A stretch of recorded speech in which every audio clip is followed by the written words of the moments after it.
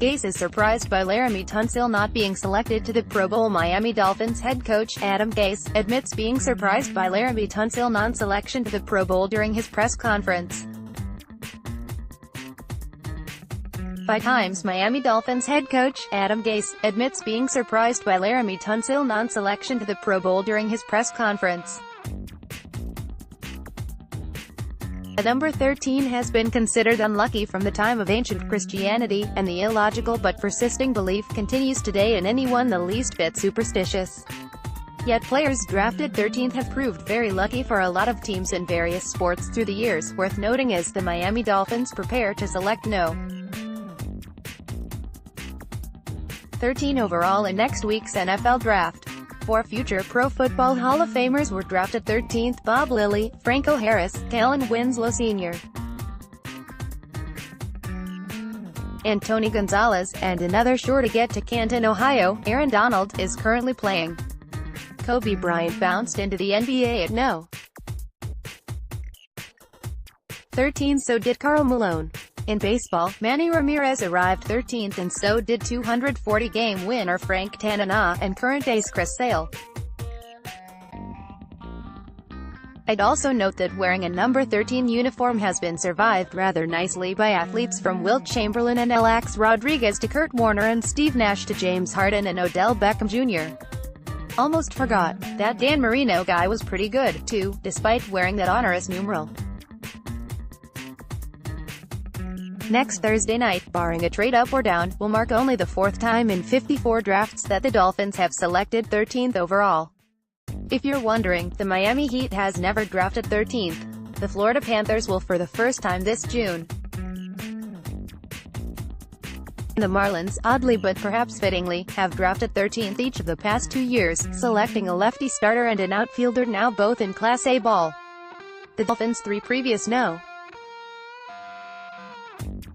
13 draft picks have been 2 examples of great luck and 1 of tragedy. Black small square. The most recent 13, the bizarre tumble of Laremy Tunsil, 2016. Draft nights don't get much stranger than the sudden appearance on social media of a video that shows the draft's top-rated offensive tackle wearing a gas mask and smoking marijuana from a bong.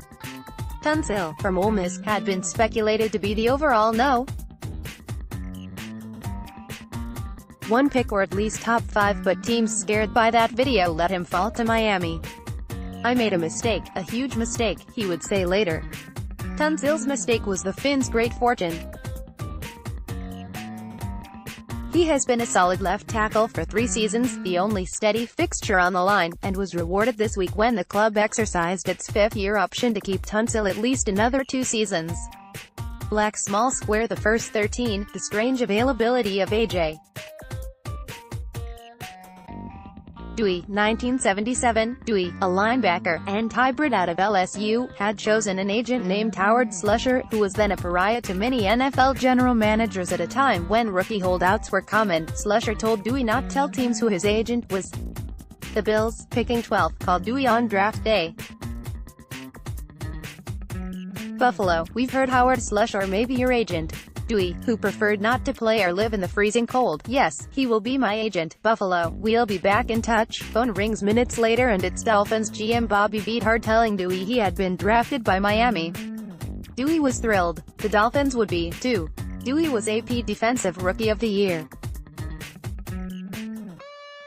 He would be a solid defender for 8 seasons and famously had one of the greatest individual games by a defensive player in club history in the 1982 AFC Championship game. 3 interceptions, 1 returned for a touchdown, in a 14-0 mudfest win over the Jets.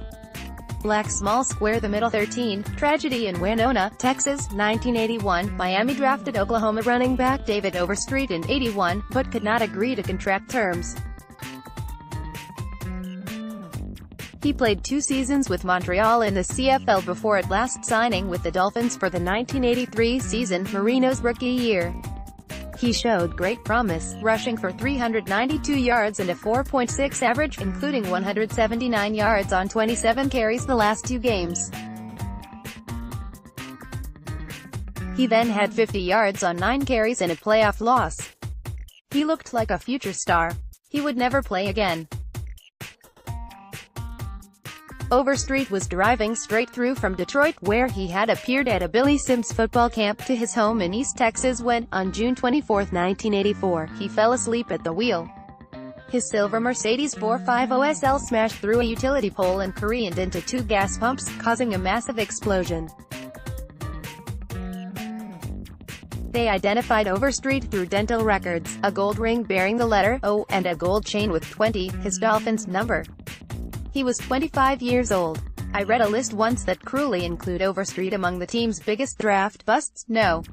He was a good draft pick. In his one season he showed every indication of being a star running back. He should have been the one great back that Marino never really had, but fate had another plan.